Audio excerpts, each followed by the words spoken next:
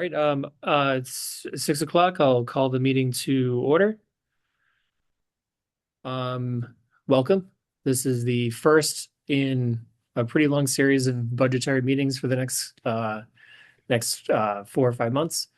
We'll meet every 2 weeks to discuss the fiscal year 2027 budgets. These budgets will go into effect beginning July 1st, 2026. Is that correct? I guess to set the set the framework for how we plan on reviewing budgets this year. Dee, is it okay to ask for a kind of overarching philosophy, how what you've communicated to the divisions? Sorry, not to the divisions, to the departments. Yes, of course. Thank you. So just so everyone can know what my process is, because it's probably going to be a little bit different than Steve's was. So Liz and I are meeting with all department heads, regardless of the size of their budget. And we're also asking all department heads to make presentations to both the town council and to the finance committee. So that's why you see Victor and Betsy here this evening. We've asked departments to level fund their line items.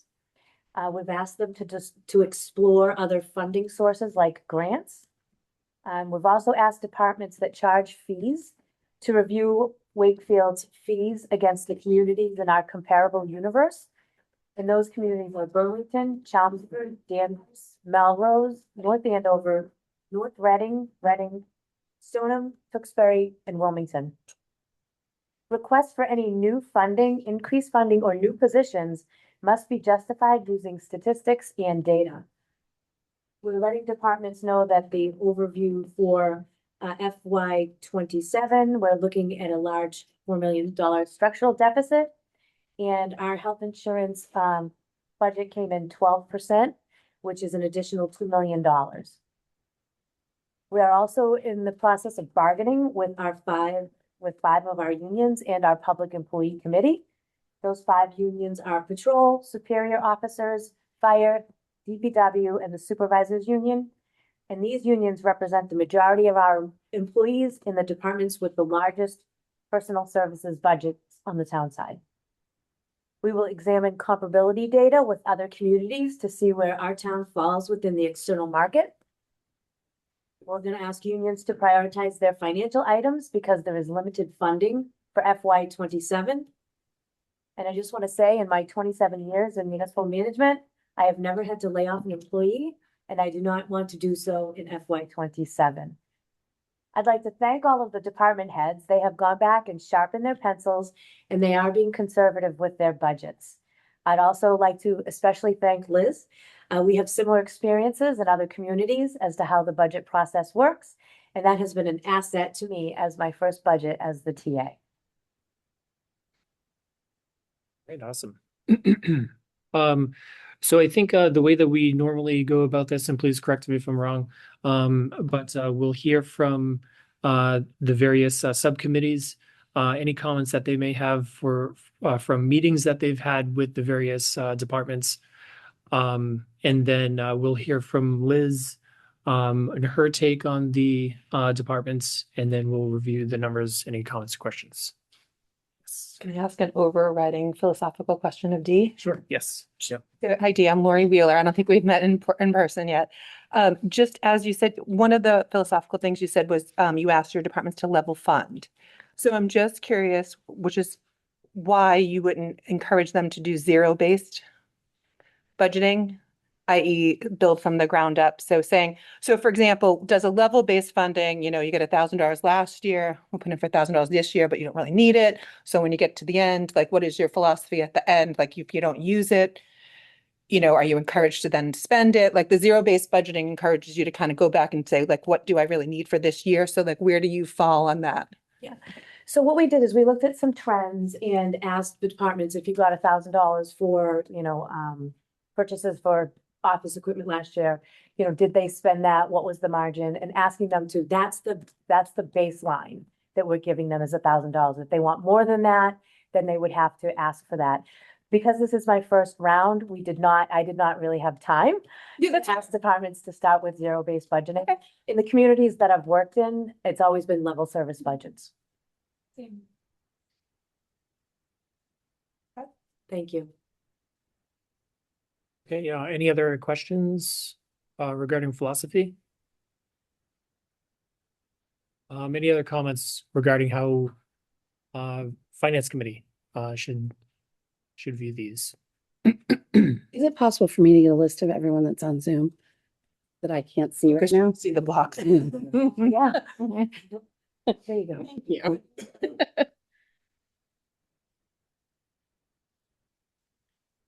Well, and thank you, Amy, again for taking notes. Problem?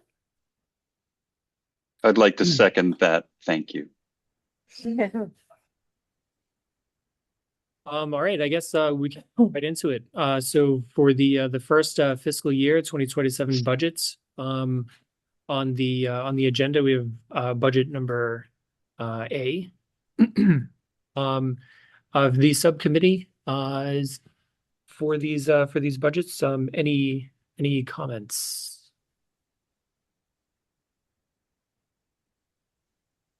So Stefan, I had a conversation with Jim and I do not think that Evan met with the department heads. Oh, not yet. Okay. Not yet. So I talked to Jim about who was responsible for scheduling that because it was a little bit of miscommunication. So I will have Sherry work with Evan to schedule these meetings. Yeah, I'm I know happy usually- I'm happy to do that, Dee. I wasn't Oh, sure there you are. when we kick off the meetings. I don't want to bother your staff too early, but yeah, we can definitely do that. Thank you. I appreciate that. Sure. I didn't see you come on.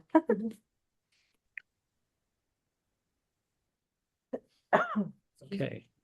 Well, Liz, do you want to go through the budgets? Yes, so we'll start with the legal budget. For FY 27, we are recommending an increase of $2,710 over FY 26. This is mainly driven by personal services. We are factoring in for all non-union personnel a 2% increase at this time. That could be subject to change prior to town meeting, but that is what is going to be built into these budgets for non-union staff. The major expenses in the legal services budget is professional services of $50,000, which we mainly use for outside labor counsel for various things. It could be arbitrations, grievances, reading the language of trying to settle a collective bargaining agreement. Those are some of the things that the labor attorneys would be used for. The other item is books and publications of $15,000. This is used for online legal services as well as the hard copies that are in town hall. So the total request for the legal services budget is 2,000. We'd like that. $207,810.09. So just a question, Dee, I'm Ellie Zuccaro. I don't know if Hi. you've met either. So with the bargaining that's happening for the 5 unions, is that included in what the increase would be? Is that what outside counsel is used for? We do not use labor counsel during the bargaining process. Liz and I have enough experience that we don't need to use them. If a union decides to bring in an attorney, and we've discussed it with the unions, and at this point, no one is planning on bringing their counsel in. But if we got to it at that point, we would then bring Mike Macaro, who is our outside labor attorney, in. Thanks. Dan, your hand's raised. Yeah, thank you. So, getting back to Lori's point, on terms of spend, and I look at contractual services, materials and supplies, and even legal, where we budgeted 50,000 or 60,000 in 25, and we spent 43. Our appropriations of 50,000, we've only spent 7,000 so far in 26. And materials and supplies, we had a budget of 10,000 and 25, we spent 8,900. Oh, that's pretty good. But then we raised it to 15,000 for 26. We've only spent 4. So to me, this is a spot that says, okay, do we really need to spend, or would, what's the requirement for 15,000 again in 27 if we haven't been spending more than 10 in the last couple of years? So this is, I mean, to Lori's point, this is a spot that I think, we should look at this again and say, why are we budgeting 15 if we can't spend 10? So in the contractual services, that is a kind of an unknown. If we were to have an environmental lawsuit or a labor lawsuit, we don't know what we don't know, and we don't know if we're going to need outside contractual labor services. So that's a placeholder in case we were to have some sort of a lawsuit that would happen, that we would have that fund to be able to go into it and to get the appropriate legal services to protect the town. That makes sense. How about materials and supplies? So those bills, come quarterly, so it could be a timing issue in regards to the amount spent through 12/31.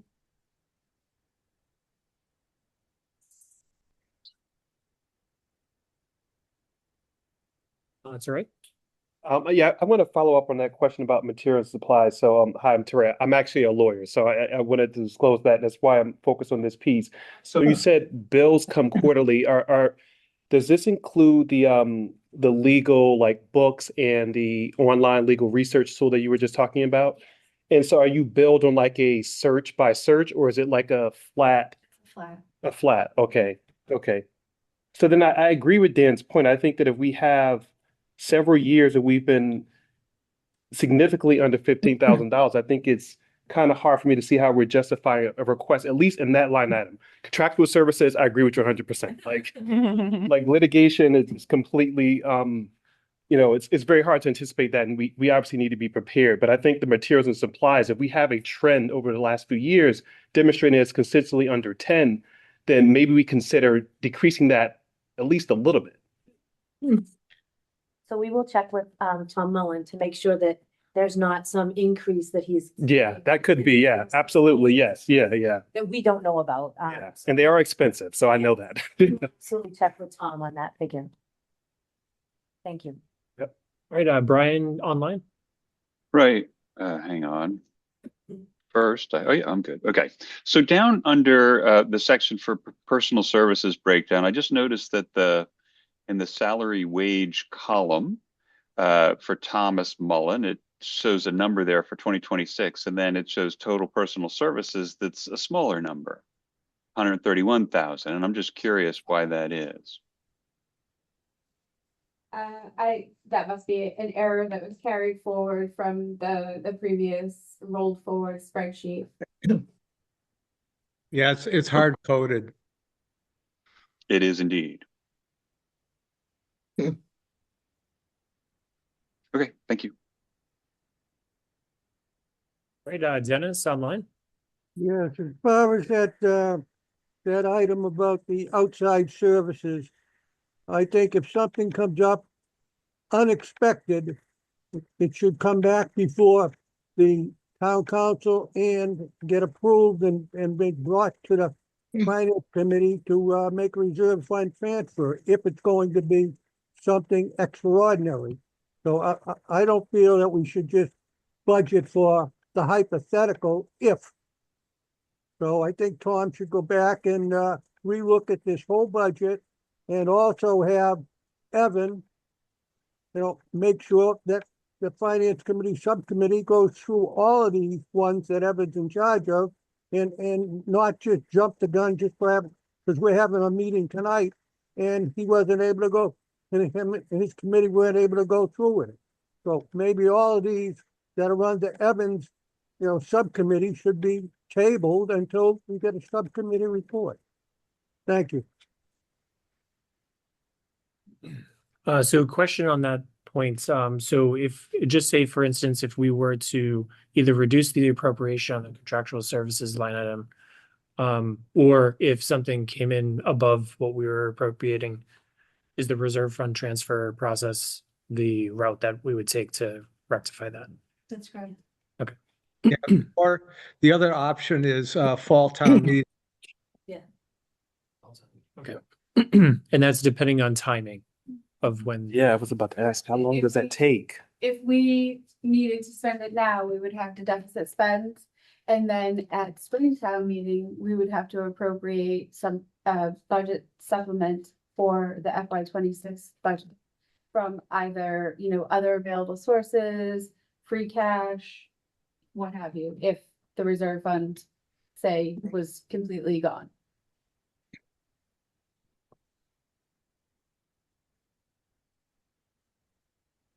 All right, so I guess a question that Dennis had mentioned about tabling budgets based on the subcommittee not being able to review or meet with the department.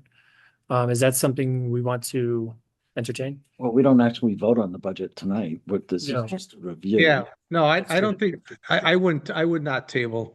Just have time. Okay. So, Evan. Yeah, thank you, Mr. Acting Chairman. I guess I think a couple things. One, I don't think we need to table it, though. Dennis, I appreciate the sort of the intent of your comment there. I think we can go through this. Dawn's right. We don't vote on them tonight. If after we meet as a subcommittee and we have sort of a clearer picture and it's sort of a different recommendation that we want to make, we can always come back at a later meeting to talk about them. I also just want to touch on, again, DU being here is some things are moving a little differently, and I'm just trying to remember. I think Steve, God bless him, would sort of send out the schedule requests. I'm happy to do that, but I think in like this particular case with the town hall subcommittee, I mean, I have like I don't know how many different budgets in there, but we didn't usually cram all the department heads into the subcommittee meeting. We usually just met, I think, with Steve and Kevin at the time. I think is how we did that. Is that a process you want to stick with, or do you want me to bring in the department heads to the subcommittees? I don't think you need to bring the department heads in because they've already presented it before the council and they've already met with Liz and I before presenting to the council. So I think we can just do it, the three of us. Okay, I think that would be great, and we can work through some of these questions here. But I don't have a problem proceeding with the full committee to take a look at these. I think it's a good exercise anyway, and then maybe we can dig, a little deeper in the subcommittee. And any questions asked, we will make sure to address it with the department head, Evan, before we meet with you. I'm sure you will. Thanks. Right, John. so just a quick question on the personal services. Is 12/31, is that exactly 6 months or is it, slightly more than 6 months? Because it's not the actual expenditures times 2 is actually more than the budget. So, Sure, so it's the way that the pay periods run, it's paid bi-weekly, so it's a little over the 12/31. so it's like 27, 28 weeks or so. It will be In the- spot on. yeah. That's because this is one employee and that's the Yeah. current salary. Okay.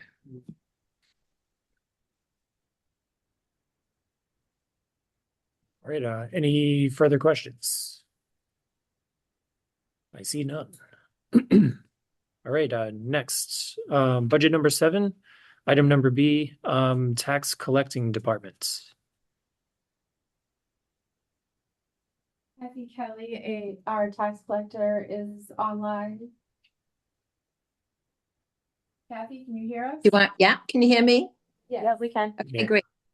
Okay. You want me to present it? Yes, we do. Okay, so we'll take a look at advertising. I have $2,000 there. So there's been a change in the tax title law. And historically, that I have an excellent collection rate. So my collection rate is usually 99.9%. And I always strive to have no properties in tax title.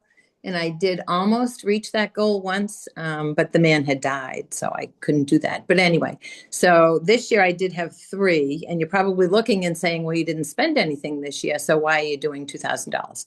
So when you advertise, I didn't do it this year because I had 3 properties, and I posted them on the website. I posted them in 2 or more public places, and when I posted, I had to do 2 8.5 by 11 pieces of paper, and it is very cumbersome. But to put that in the newspaper would be very expensive. For residential, we're still learning because the law just became effective last November, or November of 24. So it's sort of feel as you go. If you have, and with residential, I don't believe that you do have to advertise in a newspaper. However, if there's a commercial property, you do have to advertise it, and 2,000 would not be enough because just the volume that you have to put in the newspaper. So we need that. Hopefully I'll continue with my 99.9% collection, and my goal is not to have any of those because it's an awful lot of work. Anyway, and I can tell you a story too. When I did go out, I had to place them on the properties. First property I went to, a woman, and it was a rental, but the landlord knew I was posting it on his property. So I opened the door and I said, oh, I don't want to put it on the screen door. I'm going to put it on the main door. So I put it on the main door, and then the tenant opened the door and I said, this is not for you. She was there with a baby in her arms. I said, this is not for you. This is your landlord, and he knows I'm here. Next property I went to, there was a fence probably 10 feet high. And there was a sign that said, beware of not dog. It said, beware of dogs. So at that point, I found a place I could post all the pages on that. Last one I went to, it was a parcel. So I'm driving down a road. I don't know which parcel it is. I called the assessor's office and I said, I'm here. There's a house to the left. It's yellow. Where's the parcel? Parcel was straight ahead. Well, blocking me were 4 huge wild turkeys. So at that point, I said, I'm not getting out of this car. I backed up, I found a tree, and I placed all the paperwork on the tree. But it doesn't end there, because that night we had huge gale winds. I said, oh my gosh, the papers are going to be flying all over the town. But anyway, so that's an incentive not to have any in tax title because that's not really a fun part of my job. But anyway, so the 2,000 for advertising, I don't know if that answers your questions, but it's there. We could spend more. Hopefully we won't spend the 2.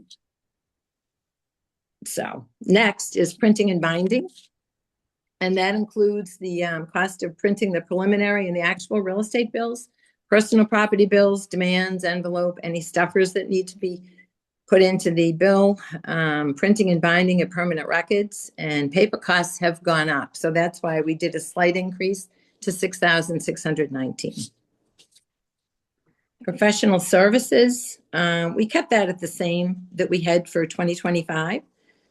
So, and that includes the instruments of taking at the registry of deeds, legal services, stuffing the bills, and other, things that might surface. So postage is always an important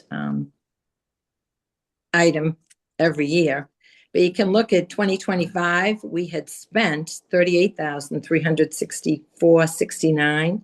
And so now, and we've already spent 22,000.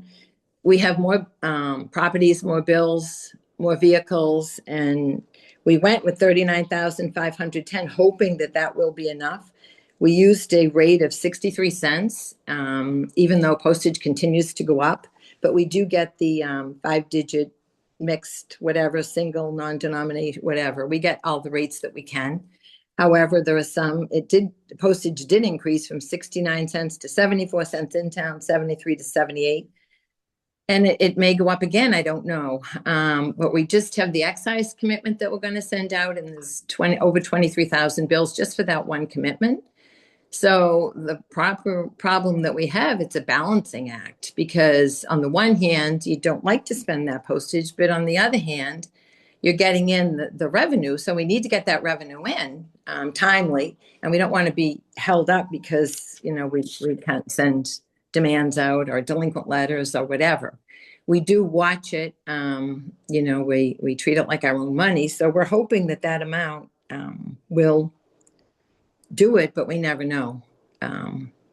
Anyway, so telephone, that's sort of a number that is there. We don't really do anything with that. I think Liz knows that that's just a number that and I think they're going to take that number out, but yeah. So whatever the telephone is, they allocate it. So any questions so far? No, but I'll just interject, Kathy, in regards to the telephone. So we are in the process of consolidating telephone lines that are in each individual department's budgets and put them back in IT, who basically pays the entire phone bill, and then we journalize amongst over a certain percentage to each department. And that amount hasn't changed in several years. So we are moving that back to IT for FY 27. Perfect. Okay, travel inside the Commonwealth, 1,500. It's been that way. But I haven't gone because we have billing that we need to get done. And what's more important is are getting the bills out so we can get that revenue stream in. So we focus on what needs to be done. So this year, I'm hoping that my office administrator, newly promoted office administrator, thanks to Dee, will be able to attend classes.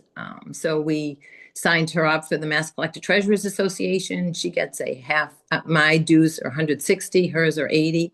So we want her to start taking those courses because that's really important. And that way you have a network of people as well when you go to the classes. So we're going to encourage that because I know Dee has. So any questions on that?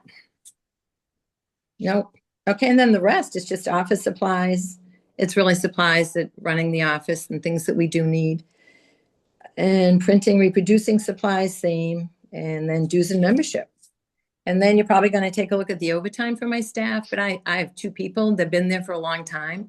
So when one's on vacation, the other one has to come in and work during lunch hour and do whatever. So it eats up a lot of extra time. And when we have billing issues or things like that, we need the overtime. So that's how we have always done it. So I hope you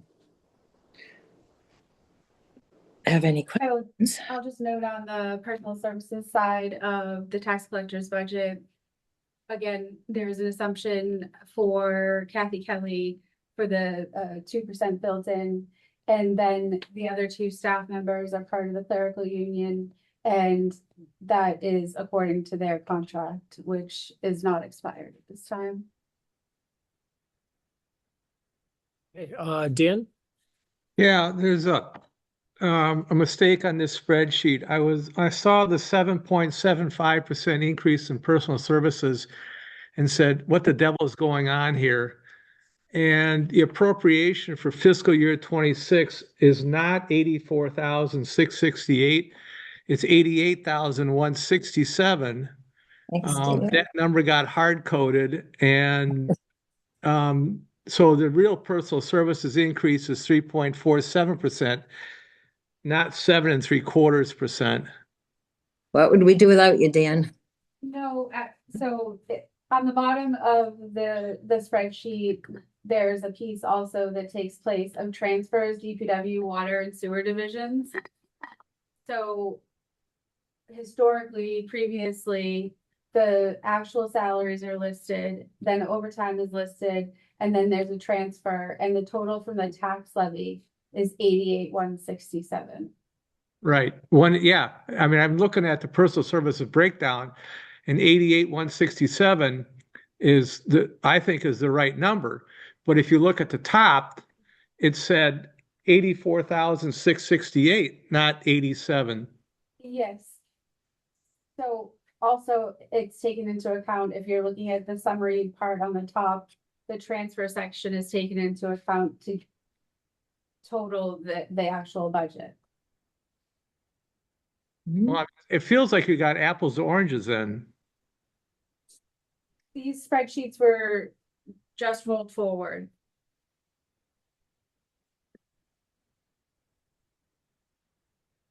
So I can redesign it so that it's clearer. Yeah, I mean, I'm looking at tax levy, right? Forget the transfers. The total from tax levy on the last page for 26 is 88,168. And for 27, 91,226 for an increase of 3.5%, which makes perfect sense. But at the top, I'll take a look at it, Dan. yeah, I mean, I'm struggling with the tax levy portion. Because I doubt that we really, are we really increasing personal services 7.75%?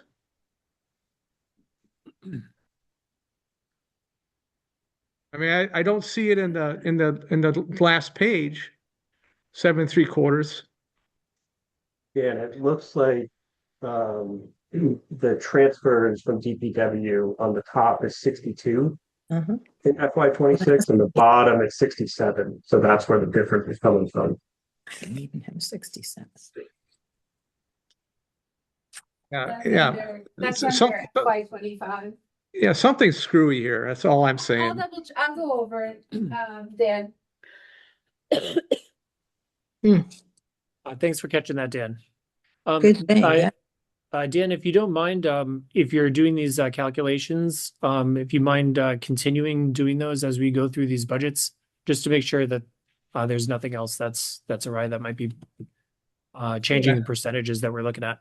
Yeah, I mean, I would have thought that everybody looked at the 775 and said, what the hell? I did, Dan, because it didn't tie in with what it has at the bottom. So Right. Yeah, it doesn't tie. yeah, I noticed that Thank you 'cause for it stood pointing that out, Dan.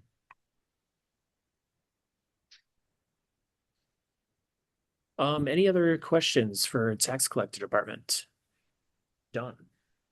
Yeah, so this is a question that came up when we did the treasurer's special election.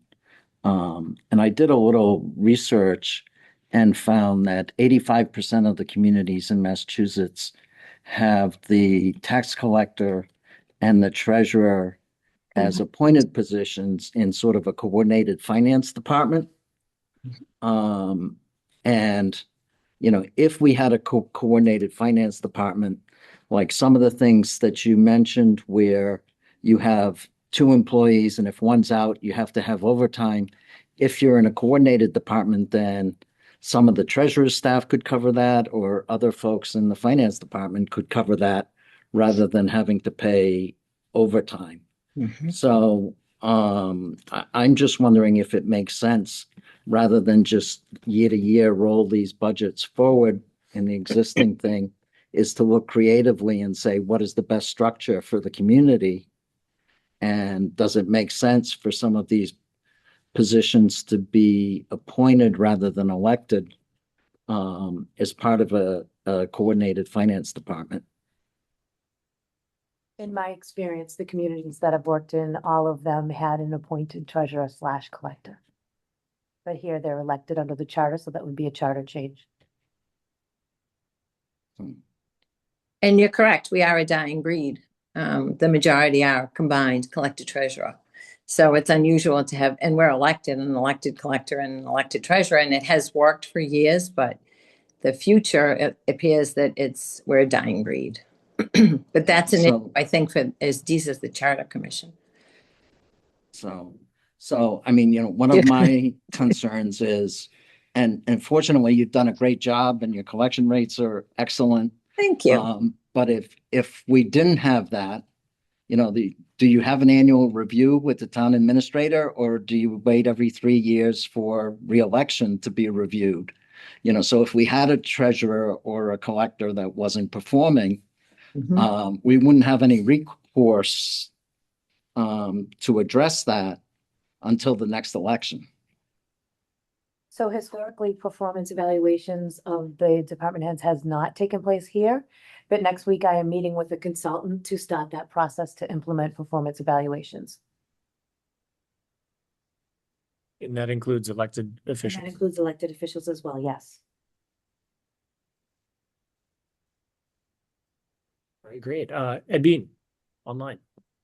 Just want to make one point. The State Department of Revenue recommends a consolidated finance department and recommends an appointed treasurer and appointed collector. That doesn't mean to say I have any problems with the performance of the current collector, but I just want to make that point known. Thanks, Ed. All right, any further questions for the tax collecting department? See none. All right, thank you so much. Thank you, Kathy. Thank you. Thank you, Kathy. Thank you. All right, item number C, budget 8, assessing department. You like me? There's no mic. Oh, Yeah, sit here, Victor, because there's no mic over there. But I have a loud booming voice. Good evening, folks. I'm Victor Santinello. I've been the town assessor here for over 20 years. Maybe you heard about me, maybe you haven't, but you can hear from me now. Going through our budget. Our budget rarely fluctuates year to year. And as you asked Dee about philosophy, my philosophy is pretty simple. I don't spend a nickel unless I can make a buck. It's pretty much how I've operated my entire 30-year career. So, first line, repair, maintenance, furniture, it's 1,500. That hasn't changed. Auto allowance, that's basically mileage, driving around doing cyclical inspections, abatements, things of that nature, and back and forth to meetings. Tuition, 2,500. Pretty standard. There's various schools and seminars and things that we attend. I work for a couple of different towns, so from this line item, 1 year, if I go to a conference, Wakefield pays. The next year, Reading pays, so on and so forth. So that's how we keep it all kind of separated. Printing and stationery, $1,000. Again, that's standard. We need paper to send out. In this case, a couple of weeks ago, we sent out over 1,000 forms of lists. And I think the number was around 800 income and expense requests from commercial properties, things of that nature. Professional services. Bless you. Bless. Thank you. 21.6. I know it looks like we expended too much already, but that has since been corrected. A vendor got charged to a line and was reversed out. Knock that number back down. Postage, 2,000. We come close to it every year because we send all these letters out. Telephone, again, that has been previously explained. Travel inside the Commonwealth, again, that might be to augment any meetings you go to if there's an overnight stay, things of that nature. And we don't do any travel outside the Commonwealth in our office. Office supplies, 800, printing supplies, 750, books, 400. And dues and membership, 750. We belong to professional organizations, the MAAO, Massachusetts Assessing Association, and the IAAO, International Association of Assessing Officers, acronyms.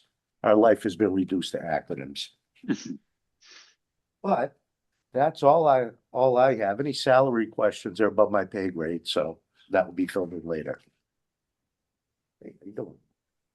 I will note on personal services, 2 of the staff are part of the supervisory union, which that is currently beginning negotiations, so there is no increase for those 2. The other staff member is in the clerical union, so that is accurately portrayed. Great, Dan? Yeah, so once again, things don't add up. I'm looking at the 26 final budget from last spring, and the total is 271,657. But what I see in front of me for 26 is 271,57, so a difference of, I don't know, $700, $750 or something like that. So for whatever reason, the 26 column doesn't tie out to the final numbers from last year.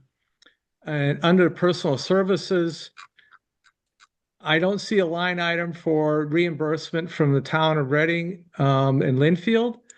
The total for 26 of 242, 288 doesn't tie to the top. This spreadsheet's got, because that number comes in exactly the same as the 27 number, which doesn't make any sense whatsoever. I don't think the 26 salaries and wages are exactly the same for 27. So something's wrong with this spreadsheet, and I can't tell what, other than I know the 26 number is wrong. And the personal service breakdown does not include town of Reading and Linfield offsets. So I don't know what the tax levy is. So Dan, Victor, that's specifically for 27, right? well, That is the reimbursement from Linfield and Reading. There right. is Yeah, we one for don't know what the 26, 27 but number is. right, got it. So this spreadsheet needs some help. Sure. The reimbursement from Reading and Linfield is, has not been, finalized at this moment, so that's why that is not accurately represented. So the personal services line item may not be 242, 288, and maybe something else.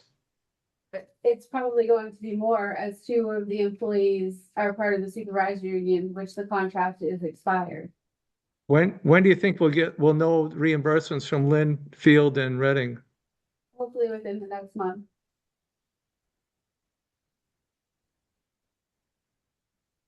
So maybe Evan, you wait until we have that number before having your meeting with your subcommittee. Or not. Brian. Sorry, I jumped on the same bandwagon that Dan was on. Hey, Dennis.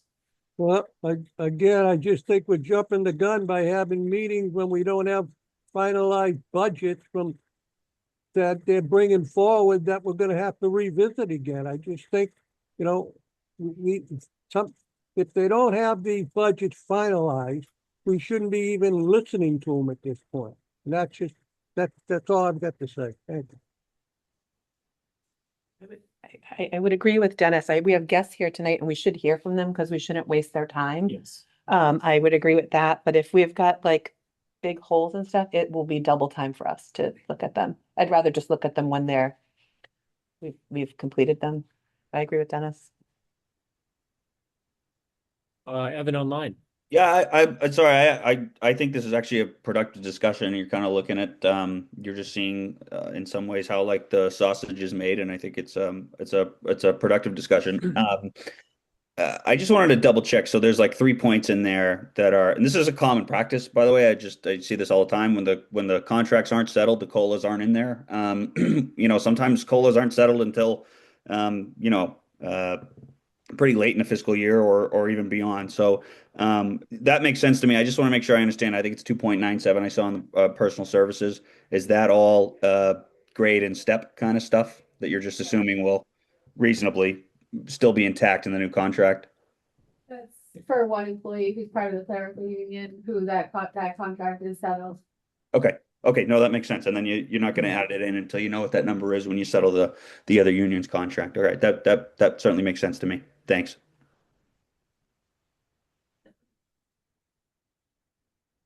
All right, Dan Sherman. Yeah, did I hear that right? Because, like, for example, I'm looking at Morrison, whose salary and wages was exactly the same, even though he moved from step 12 to step 13.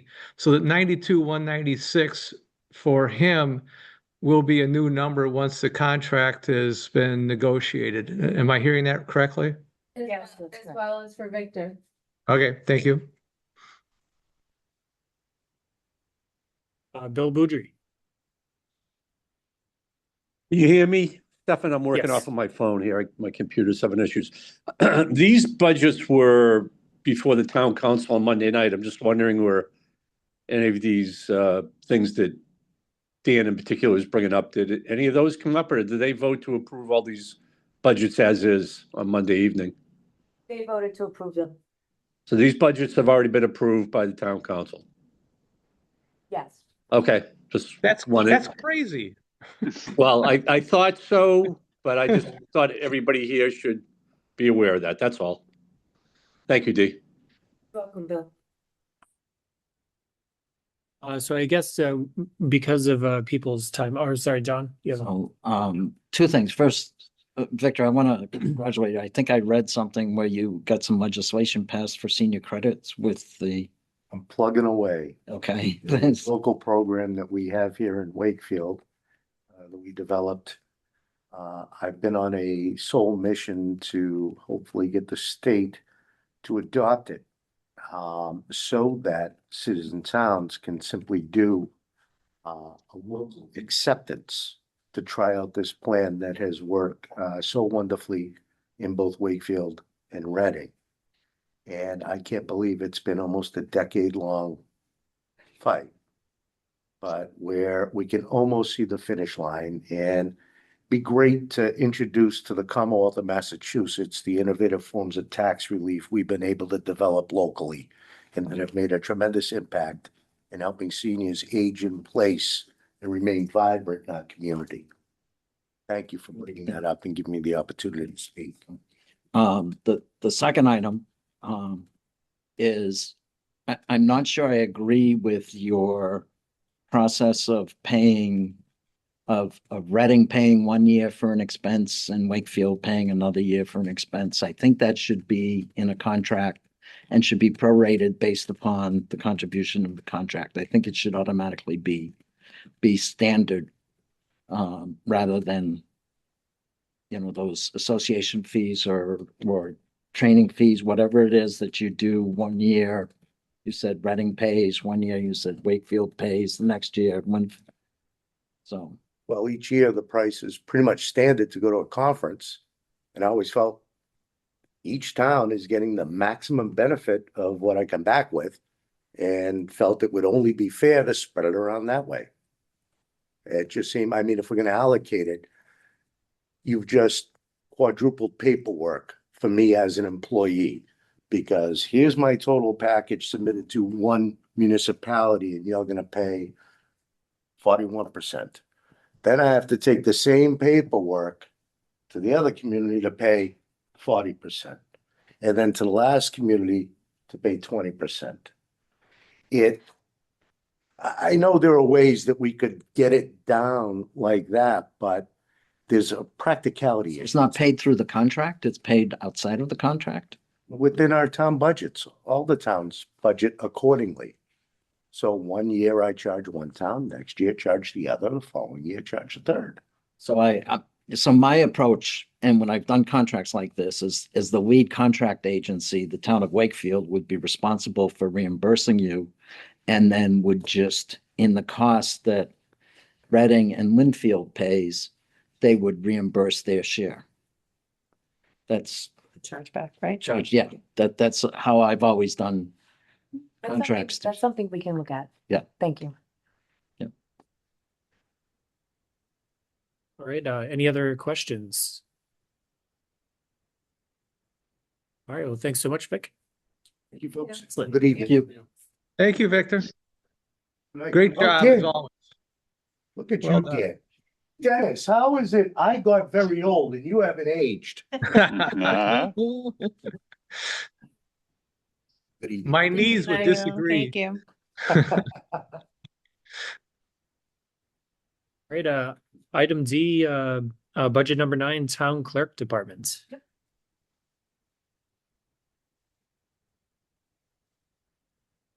Good evening, Madam Clerk. Good evening. How's the golf game, Evan? Poor as ever. Just keeps getting worse.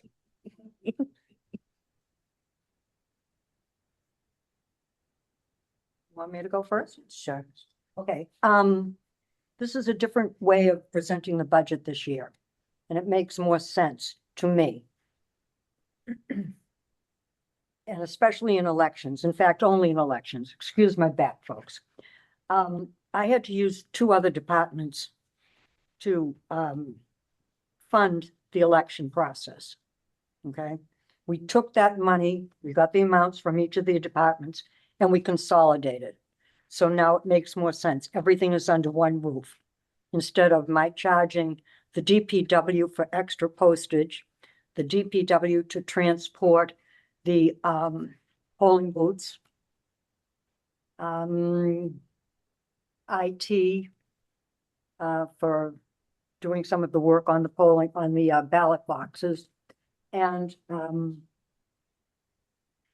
as I said, it was all pulled together. I sat with Liz on 2 or 3 occasions. I've sat with Dee and I've sat with Dee and Liz. And now this is a true, not spread amongst 3 departments, 2 town clerks department. Okay. Budget. The one thing that I have no control over, and that comes in the midterms, which is coming up in 2026, September and November, and the presidential, which will come up in 28. I have no control over the number of people, voters, registered voters, who will want mail-in ballots. That's when overtime comes into my office, no other time. Because we have to put the packets together, and as you know, this town is split, so we have 2 different ballots.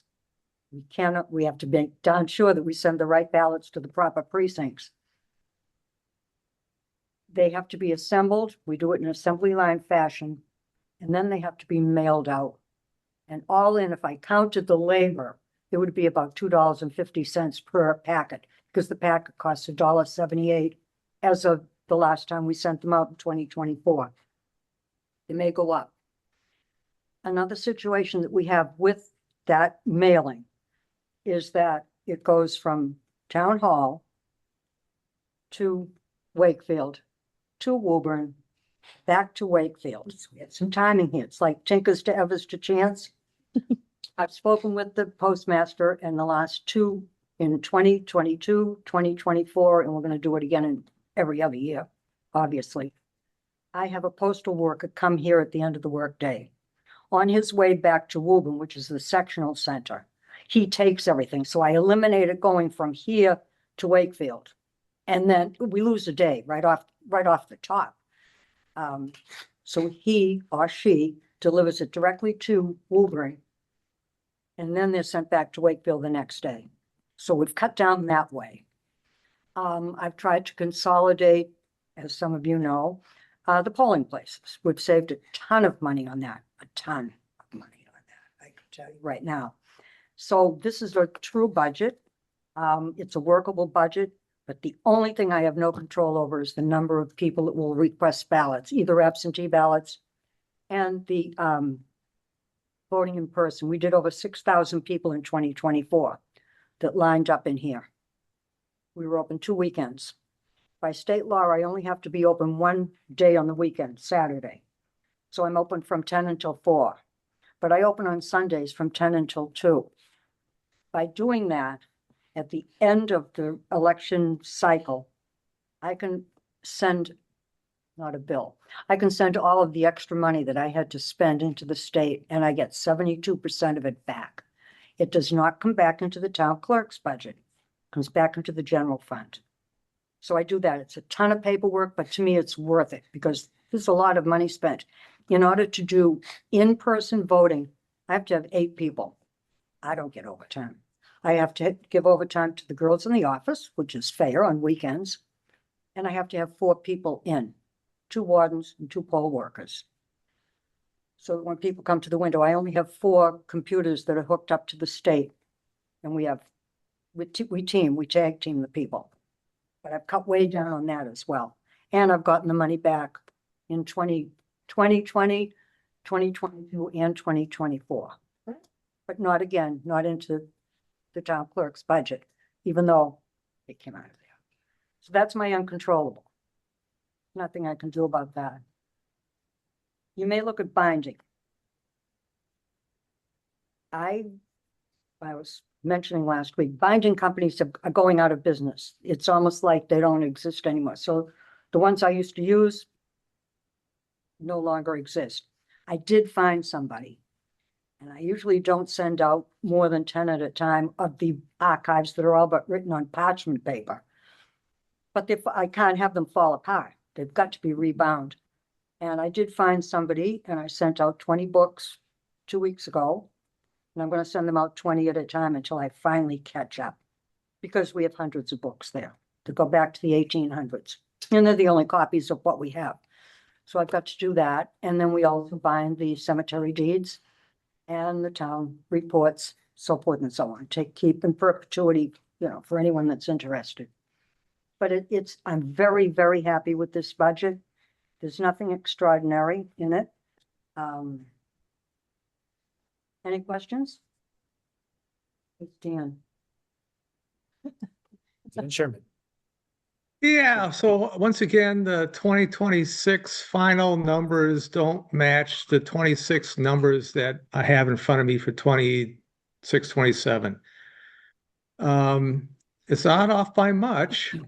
It's the Nine, telephone line, Dan. $965 of telephone for 26 disappeared in our 27.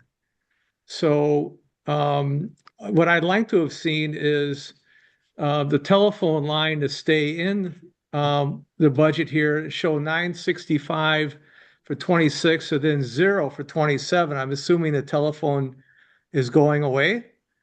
No, as I mentioned, at the beginning of the meeting, we are consolidating some items that are paid in individual budgets and moving them to information technology. Telephone is one of them. So that whole line was moved over to IT, and that's the same difference within the assessor's budget.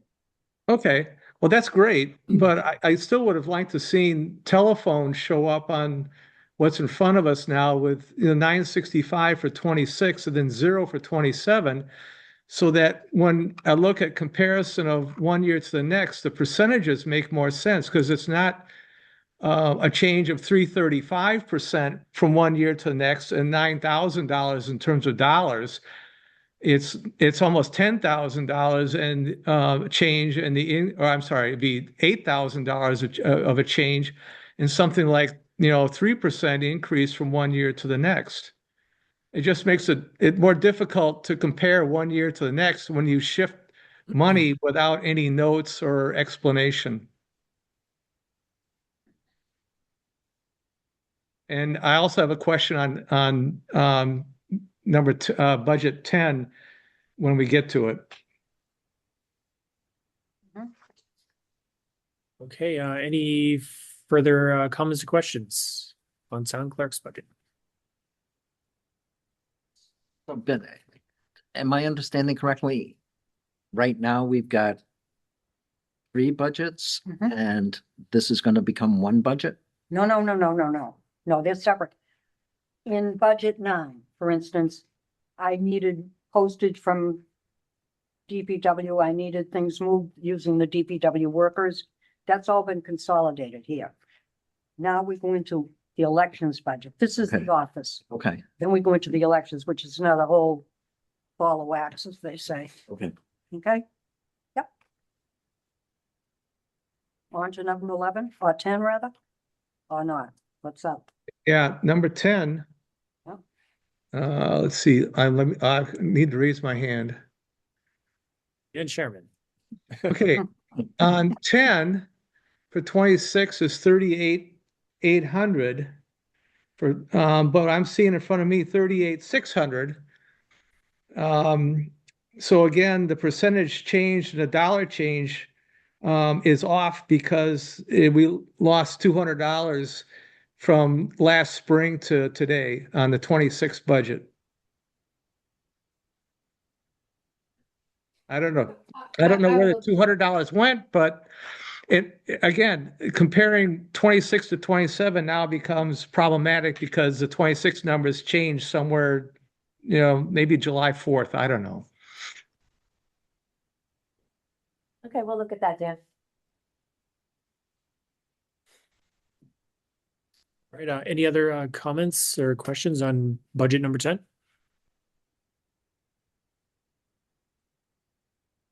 All right, budget number 11, Right.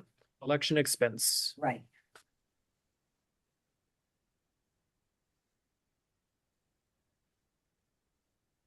Betsy, any specific comments on this one? Well, the only thing I would tell you, and I have the old copy, and I don't know if Liz has made the new copy. Go to page 2 where it says Department number 162, budget 11, page 2.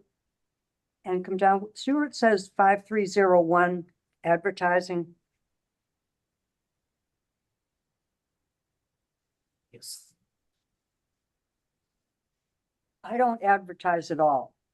That should really be notifications on notifying, whatever.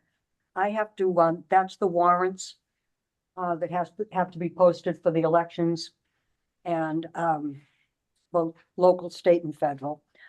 It's also when any bylaws are changed, I get copies of the bylaws and those have to be put in 7 sections of the town, 1 in each precinct. So that anyone in that precinct that wants to go and look at the bylaws can, even though they're online. And, that's 4,000 is more than enough. Truly. I pay the constable to do that. All right, Zan Chairman. Yeah, Betsy, did you say 4,000? Because I'm looking at 6,000. Where are you looking? This 27. The advertising, which is notices, was increased to 6,000. FY 26 is 4,000. 4,000. We have. Yeah, we for have 20. several- So are we going to need a reserve fund transfer for 26 to cover the shortfall of $3,000 and counting? Not necessarily. If there are other expense line items that are underspent, it will take care of that. Okay. I'm just saying if the actual expend so far in 25 or 26 is 7,300, it doesn't look like 6,000 will be enough, but I'll let Betsy answer on that one. You know what, Dan Leva led a whole group of people that worked on the bylaws, Dan, if you know, and brought several of them. And, some of them have to be sent out to the Attorney General's office in Worcester to be okay. And they have 90 days to do it. I don't send out the packages until we have the whole package done. But at some point, there were some questions and people were interested in the bylaws. They weren't online yet because they hadn't been accepted. And we did send them out twice.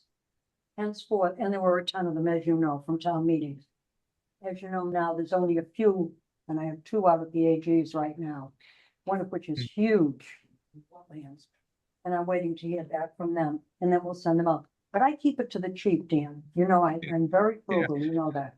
Yeah, so basically the 7,000 is an ad hoc, unusual. Right. Yeah, okay. It's like the binding. I'm not gonna send out everything all at once. That would be totally foolish. Plus, I need to have some of the information there. So I space it. We spend the money, but it's not in one fell swoop. So on the meals, we have 1,500. So we're gonna do something for our poll workers. Betsy has been paying for the meals out of her own pocket without being reimbursed. Okay, I've got to cool. I've got to keep them, healthy and awake and Oh yeah, energized. yeah. You don't want anybody fainting on you. No, I mean, they're there from 6 in the morning until 8:30, 9 o'clock at night, straight through, no Oh break. yeah, I've yeah, got to give them yeah. something. Absolutely, absolutely. I mean, Geneva Convention time if you don't. That's amazing. Thank you so much for doing that. Okay, no, thank you. It's really been great. Nice seeing all of you. I do have one maybe silly question. So this year there happens to be quite a number of ballot initiatives that are on There's 41. So is that included in here? Is that exploding? Here's the deal on those things. They came in, they were due back in the Secretary of State's office, December 3rd or 4th, I forget which. We had to certify all the signatures. And there are 41 questions that could be on the ballot. Now, the size of the ballot is going to be huge. I just can't imagine it. I just can't imagine it. And looking at the ballot questions, very few of them, if any, affect us in Wakefield. They're mostly, well, not mostly, but quite a few of them are from the western part of the state. A lot to do with agriculture, a lot to do with, I'll say farming, for lack of a better word, but there were 41. Only one was discounted. And I don't know if they have all the signatures yet. that's the secretary, but that won't be this year. You know, this will just be the primary ballot, and the state ballot, and the November ballot. And that we can do standing on our heads. That's not a big deal. But, yeah, 41 of them. And I thought I read that the Secretary of State only certified 11. He did. Okay. Which Out of the mean- 41 that were submitted. Oh, yeah, I mean, it was awful. And people would come in with sheets and sheets and sheets and it wouldn't pass. Because some need 10,000 signatures, some need 5,000, you know, it varies on what the thing is. But we had to certify all of them. And, you know, kept us busy off the streets, as they say, you know, but, it's different because I think it was Kathy that said, Victor, a cyclical thing. You know, we just get out of one thing and now we're into the town election. And then we'll be into the state primary and we'll be into the state election in November. But brace yourselves for the presidential, what we'll need for money for the elections in 2028 in the next round of budget, because I have to double everything, personnel wise. I have to. Choice. I'm going to ask you the same question I asked Kathleen Kelly. So for town clerks, Yes. what percentage of town clerks in municipalities are elected versus appointed? Oh, cities are elected. I'm going to guess this, 66-34, appointed to elected. Okay. It is what it is. It's a double-edged sword. It really is. You know, you have to love it, I guess. Yes. What choice do you have? But it is, and you have to be, I'm not going to get on the extremely organized and ready for anything. I have a packet here. I'm not going to give it out tonight, but for your reading pleasure of all of the things that we do, not on a daily task, exclusive of elections. And there's over 3 pages of it. Mhm. Everything from dogs to fees and fines to raffles and bazaars. When I first got the job, I said, we do that too? I mean, what? You know, what? But, you know, it keeps us hopping, as it were. But I'll leave them around sometime for you. The rabies. Calling for rabies, I mean, it's beyond the pale. It really is. And people will spend more on their dogs than they will on their kids, and I'm not kidding you right now. If somebody's child isn't feeling well, they say, oh, take a couple of baby aspirin, take a nice hot shower and go to bed. If it's a dog, you're off to the vets and it's $3,000, whatever. But, and on fees, I double that, by the way. You mentioned, I forget who mentioned fees tonight. Somebody here did.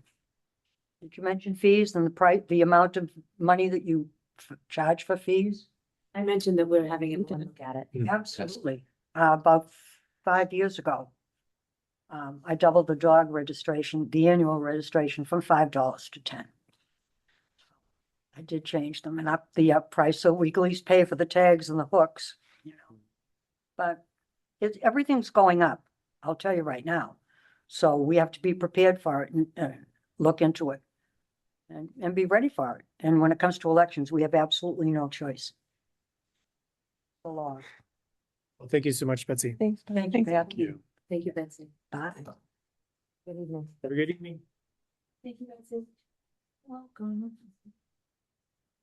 All right, I think the next one is a pretty quick one. Item G, budget number 12, Finance Committee. Finance Committee's budget for FY 27 is level funded.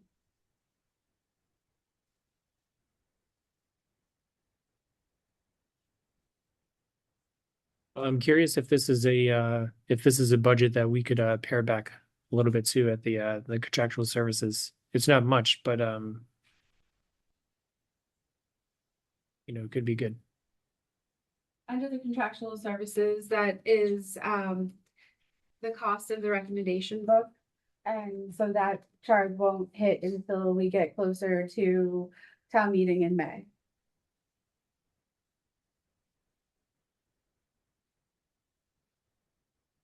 Okay, any questions on the Finance Committee budget?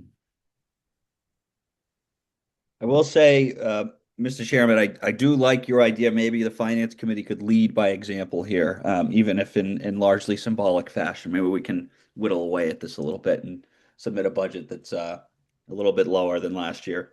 I think it's a good, I think it's a good idea. Every Nothing little further. bit helps. All right, any other questions? I see none. All right, last item on the docket, budget number 25, Council on Aging. Everyone. Welcome. I'm Burke. I'm the director of the Council on Aging.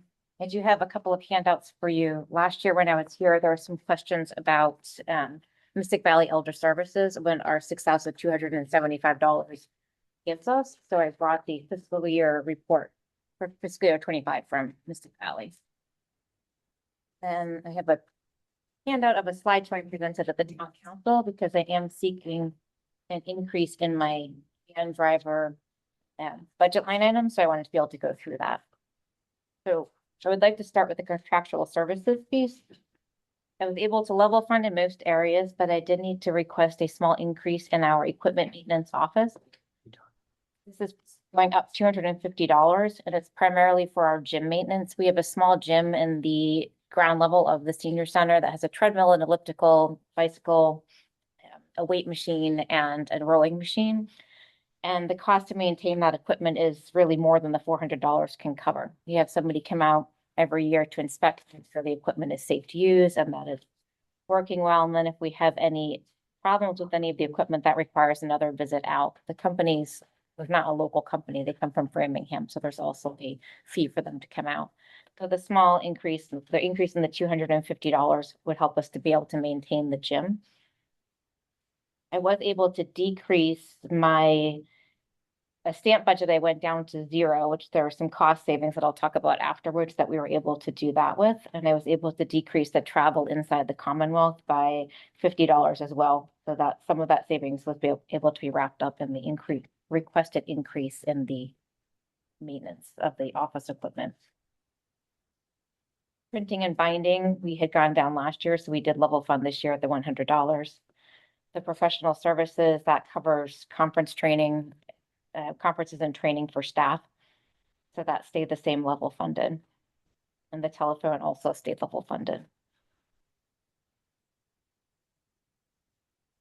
I will note that the Council on Aging's telephone is different than a landline. It is for cell phones. And then in the materials and supplies budget, I was able to level fund across the board on that. We had made some adjustments last year with moving money around to different lines to make it match what we actually use the funds for. For example, our tire budget used to be $150, and that won't even buy us one tire. So we made that adjustment last year. So I feel comfortable with where this is. The fuel, typically we underspend in that category, but we never can predict how much the fuel is going to be. So we keep it at the 5,500, and we do spend close to that right now. They expended through 12/31/25, the 17/38. It's actually a bit higher than that because the way we signed for the budget and it comes back from DPW when they've finished with it. I am requesting an increase in my driver hours and my social worker hours. We go to the slideshow. We had, since I was here last year, we've had a big increase in our space at the senior center from the ARPA funds that were allocated to the Council on Aging's building. The DPW was able to finish our second and third floors of the building. So it's doubled our operating capacity. We've maintained the same staffing and we have to manage what we can do. We can't totally double everything we're doing because of parking. We always have to be mindful of parking, but it has opened up our doors to be able to do a lot of exciting activities and participation. People are still coming. We have an increased ridership. We are bringing a lot more people to the senior center. So the increased space has been a wonderful addition for us. The seniors feel very happy to have it. Comments that they've made to us where they feel like it's a space that was designed for them. And they're all very excited to use it. And some of our prior year accomplishments are continuing to have educational offerings to everyone in a variety of different topics. Fitness and wellness classes are very popular. Entertainment and social activities and access to social services and resources. We've maintained our AARP age-friendly community designation. And that was a big accomplishment this year. So you can see our mission statement. I won't read it to you. If anybody has any questions, let me know. But I wanted to share some of our interdepartmental and community partnerships that we have. And we work with many of the departments here in town. Veteran Services is located right in the building. Dave Mangan, we moved him upstairs to the second floor to a beautiful new office that we thought was appropriate for veterans coming in to see him. They feel nice and welcome. The Recreation Department is able to utilize our expanded space for classes such as fencing. There's a mindfulness class, and there's a very popular children's theater group that we have 50 kids every Monday that come in and use the space after hours. We collaborate with the Health Department on various grant opportunities, hosting flu clinics, providing educational material to the seniors. The same with the Youth Council. They were very busy this week, recruiting snow angels to help seniors who need assistance and do not have anybody to shovel out their walkways for emergency egress purposes. And we work with the fire department. We help maintain the lists for the home inspection requests and the lock boxes. They additionally come and provide education for the seniors. Police department. The food pantry continues to have a mini food pantry right at the senior center. And during the government shutdown this year, they ensured that we were stocked, even if they had to come more frequently than usual. They allowed us to be a donation location as well so that we could restock and replenish our food pantry as needed. The federal and state delegation hosts office hours with us. Congressman Moulton hosted a Social Security information session heading into the shutdown as well, which was a nice way for the seniors to address some of their concerns that they had as we had some changes going on. In community services partnerships, Mystic Valley Elder Services, they gave you their fiscal year report. They're a wonderful ally that we work with every day. Lynn Economic Opportunity provides fuel assistance, and they come to us as well during the fuel assistance season twice a month. So it's a great asset for the town to have, and they see people of all ages. That's a nice thing for all Wakefield residents who might need fuel assistance. But the reason I'm requesting an increase in my driver hours is because ridership is up. Currently, we are offering rides Monday through Thursday. On Tuesdays and Thursdays are our busiest days, so we have 2 drivers. But the budget doesn't allow us to have a Friday driver. We currently are filling the void with office staff, which is taking the office staff out for approximately 4 hours every Friday. And we're a very small staff. There's myself and then 2 people at the front desk, and that's to manage the whole senior center. Ridership is up on Fridays, so we've requested an increase in our driver hours so that we can return to a 5-day a week ridership offering. And the senior center van service brings people to the grocery store, to the drugstore, to hair appointments, to medical appointments. So they stay very actively busy. And we think it'd be we would like to continue the Friday ridership, but it's very difficult at times to offer other programming if the staff is out doing rides, not our drivers. So for example, if I have a staff member out and I'm having an activity, if I have to go out and do the rides, there's nobody to be at the front desk. So it just becomes challenging. So we'd like to bring us back up to the 5-day a week ridership.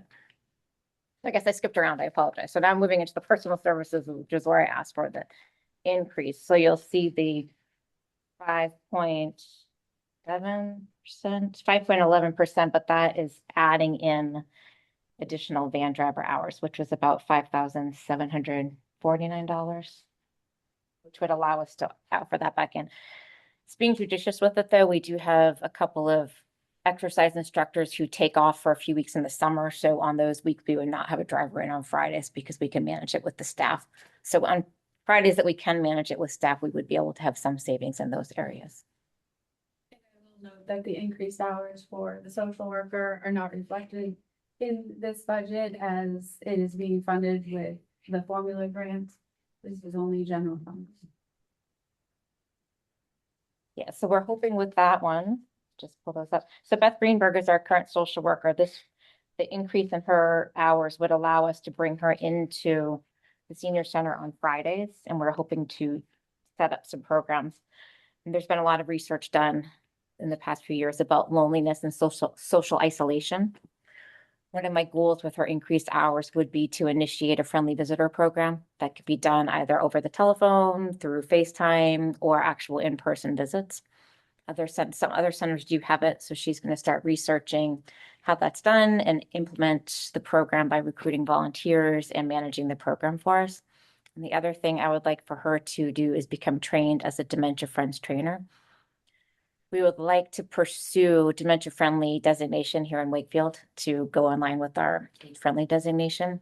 And that would be a step that would help to make that happen. She could offer dementia friends training throughout the community to people of all ages. She'd be willing to do that, not just on the standard hours. That would be part of weekend offerings, evening offerings, so that it's accessible to as many residents as, to be available to as many residents as possible. So that would justify the increased hours for our social worker. I have a quick question. Are you already getting calls for dementia services? We do a lot with dementia already. We have a caregiver support group we partner with Mystic Valley Elder Services to do that. And we offer something that nobody else in the area does. During our caregiver support group, we provide care for the person's loved one. So you can actually bring your loved one with you. The caregiver support group meets in one side of the dining room, and then the loved ones meet on the other side of the dining room. I typically sit in and help with that. With Mystic Valley sends 2 social workers. One runs the support group for the caregivers, and the other one helps to run activities. I typically sit in and help her with activities. And I'm also currently using a senior tax work-off person to sit in and help with activities. So it's a nice, wonderful feature that really nobody else is offering. So we are excited to start that 2 years ago now. Lori. I'm just a little confused. Where is the increased hours for the van drivers coming through? Because maybe I'm looking the wrong place. Because I see the van drivers for 56,000 last year and then recommended for 56,000 this year. So you said you were adding a day? There was an update after town council on Monday evening, and that was, I'll send out or put in Govenda the updated dollar amount. Okay, so this went to town council as level funded, came out of town council, not level funded. And so that there's an increase to this for the van drives. Okay, thanks. We voted to approve with that. With the change. Did you suggest that changed? Did you bring that to town council as a proposed change and they approved it on the spot? Yes. Okay. Right, Dan Sherman. Yeah, so you may want to wait until this is a broken record. The 26 numbers I'm looking at from last spring don't tie to the 26 numbers I'm seeing in front of me. For example, Beth Greenberg, go to the personal services breakdown, the last page. It shows 29,133, both for 26 and 27. For 26, we approved $23,350. So she's getting a $6,000 increase over 26, which represents, I don't know, a very large percentage increase. 6,000 over 23 is a big number.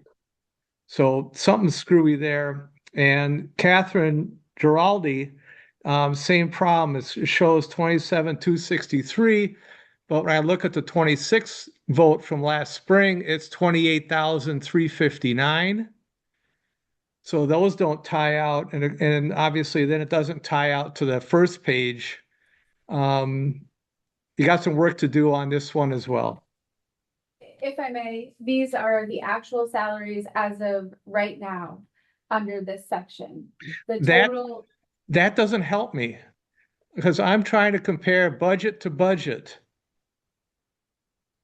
And by having a change partway through the year without some kind of notification makes this very confusing. If there's a change mid-year, that should be included on these spreadsheets somehow.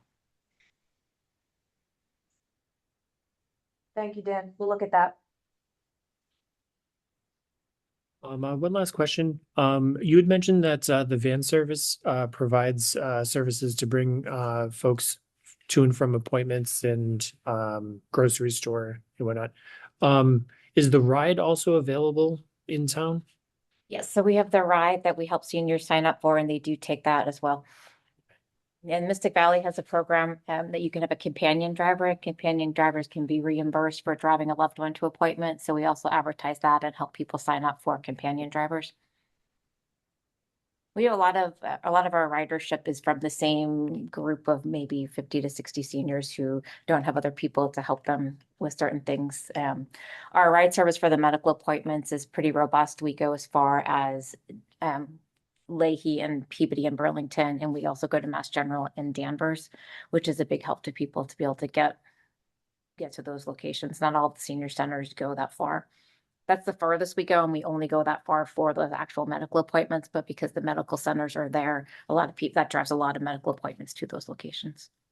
And so those van services are provided to the town members for free. We do a small suggested donation charge, so it's $2. It's free to come to the senior center. It's a suggested $2 round trip donation for within Wakefield, and a suggested $3 donations for surrounding towns, and then $5 for the Danvers, Peabody, and Burlington round trip. I'm curious, how does that compare to like the ride cost for the ride? The ride, I'd have to get back to you on what the ride actual costs are. That's managed all through the MBTA, and I'm not sure what they charge. I know it's cheaper than what the surrounding senior centers charge, and we put that money back into activities for the seniors. And where is that revenue that you collect from the suggested contributions? Where does that show up? That's what we put back into, we've been putting it back into the recreation programming for the seniors.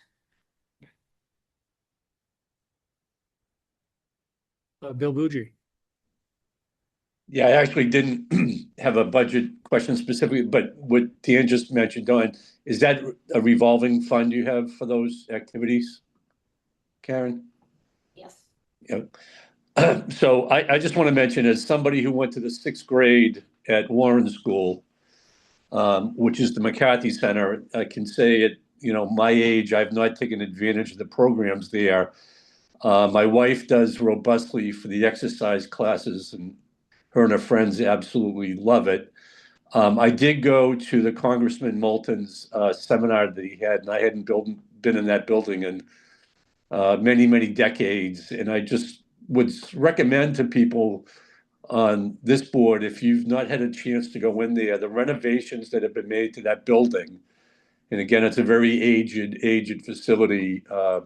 They've made it very, very beautiful and functional.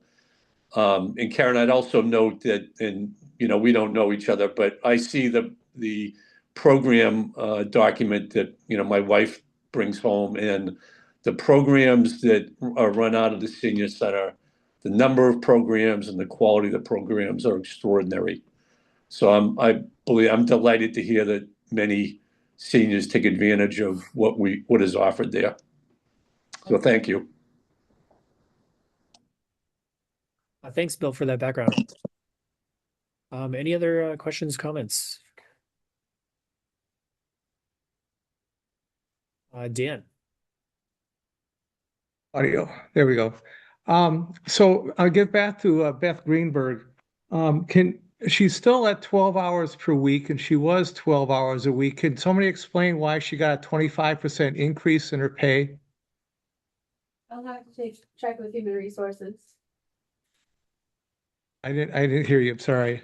I'll have to check with human resources. To my knowledge, that wasn't the case. It was the standard COLA. So her position is non-union, and we had done the standard COLA. I believe that the clerical union did for her COLA raise last year as a non-union person. So I think that was, I don't remember the percentage, but that was the baseline. We'll check on that, Dan. Yeah, Dan, in case you missed it, Liz mentioned she was going to check in with HR on that. Oh, okay. That's what she was saying. I heard HR, but I didn't follow the beginning. Sorry. I mean, maybe you're too far away from the microphone. Bill Boudry. Just one last thing for me. I think Amy has very graciously is volunteering to do the minutes to the meeting. Is that correct? Yes. So are all the open questions that we have that Liz is going to get back to the Finance Committee on, are those all well documented in the minutes? They're documented. Hopefully they're well documented. Okay. Well, I mean, there's quite, just to help, and I'm sure, Liz, you've been taking good notes too, but I think the sooner you can get back to us, the better, just so while it's current in our mind. if that's reasonable. That is very reasonable, Bill. Thank you. Thank you. Thanks, Bill. Any other questions? I see none. Thank you so much for. Thank you. Thank you. Yeah. All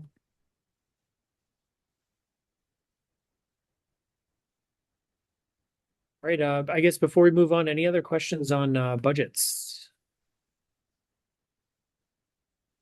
See none. All right, so moving to approval of minutes. I believe there were a few that were on the docket.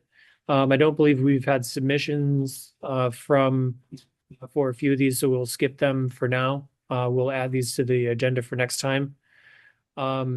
Skipping down to item E, tri-board minutes.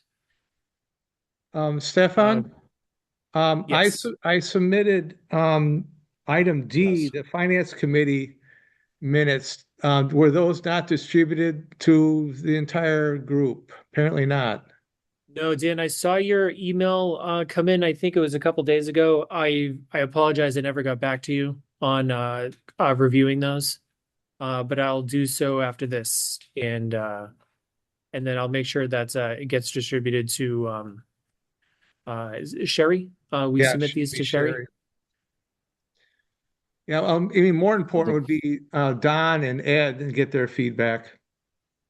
So I did see the forecast minutes. Yeah, the forecast minutes, I think we could approve. Yes, I thought they were on Govenda because I've read them and I Yes. have no issues with them.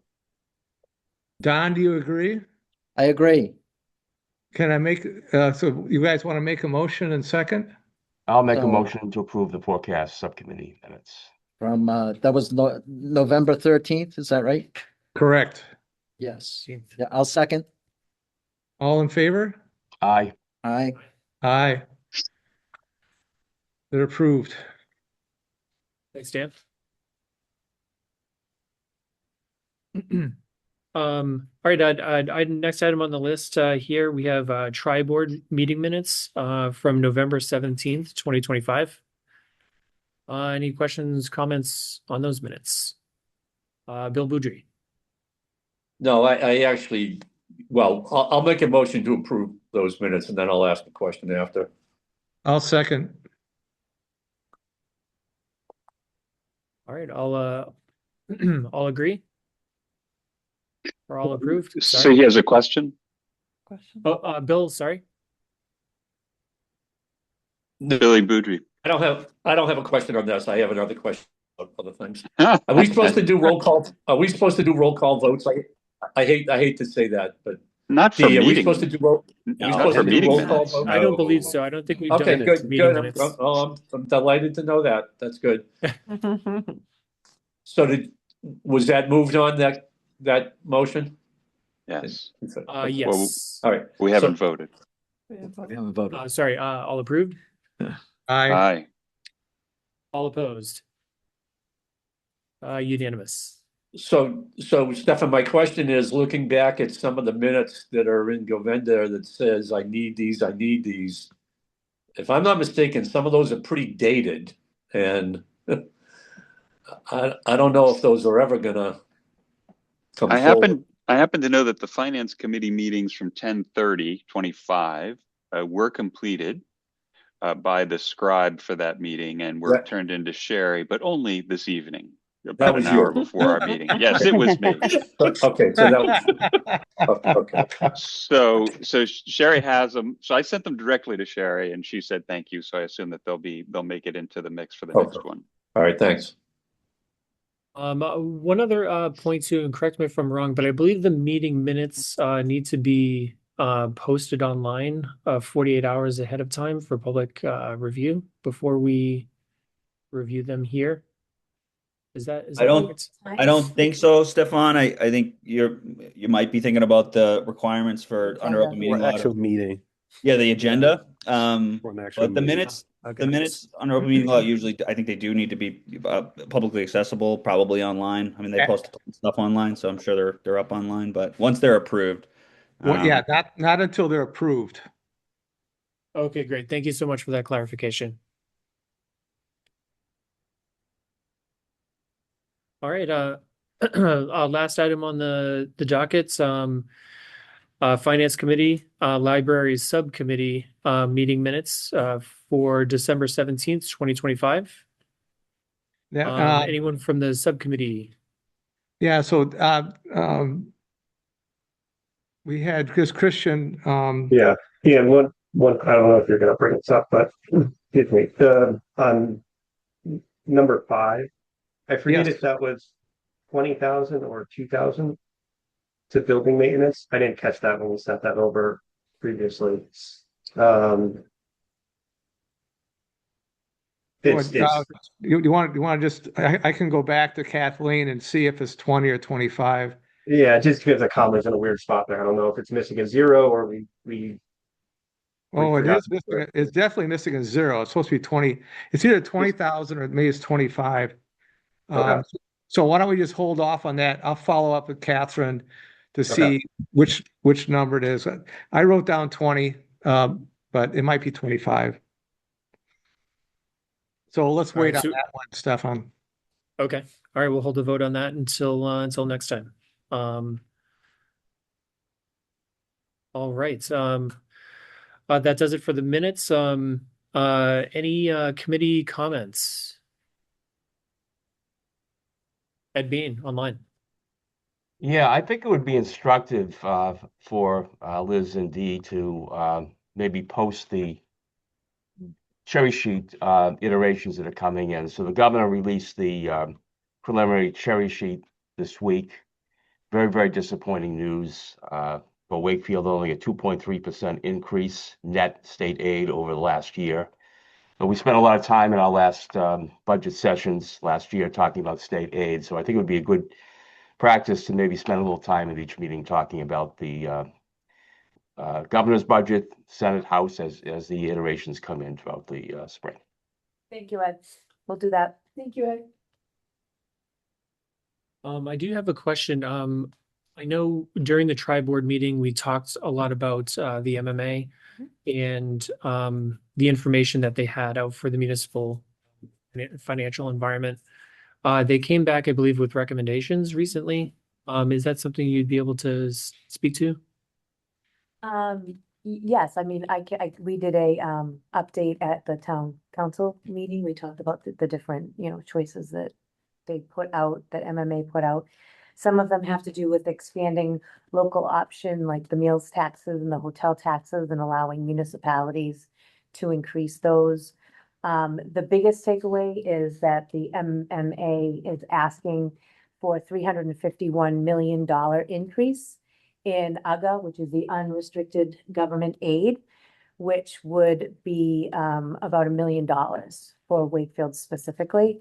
Obviously, it's prorated based on, the size of the community, but that would be a 26% increase in unrestricted aid. That won't get us all the way to where we should be if, the state kept up with the funding formulas the funding rate, I should say, that we had in 2008. But it gets us part of the way there. So, I can send out to everyone the presentation so you can see that. That'd be great. Thank you. Is there is the state legislature bringing that up for a vote? Has anyone carried that forward? Well, with the town council, we're working on a letter to the delegation that includes our support of these recommendations from the MMA. So hopefully it will move forward. Great, thank you. Ed Bean online. Yes, I have the cherry sheet in front of me right now just to amplify what Dee was saying. The increase for Wakefield in the governor's budget in unrestricted general government aid is a paltry $104,600 for fiscal 2027. Sorry, can you say that number again? 104,600. Thank you. Increase from fiscal 2026. So is that In the like governor's budget, that represents 2.5%. So what the governor is doing is increasing UGA by 2.5% throughout the Commonwealth.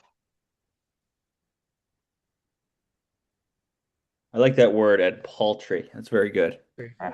Well used in context.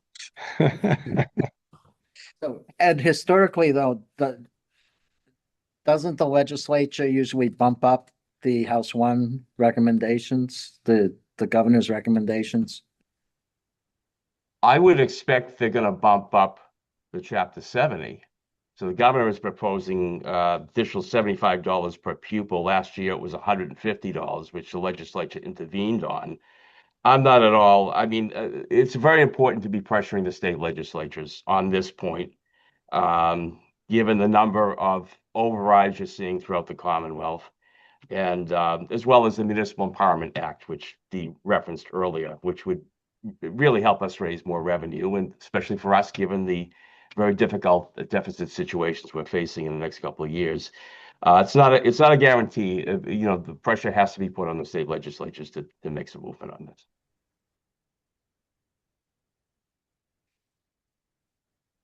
All right, Dan Sherman. Yeah, so in terms of the finance, our position and forecast, those of you may recall that last at the tri-board meeting, we indicated we had roughly a $4 million deficit in front of us for 27. That has not changed. It really hasn't gone up or down in the intervening weeks. So we're still looking at roughly $4 million of shortfall. And based on the projections off of that, we'll run out of free cash in 29.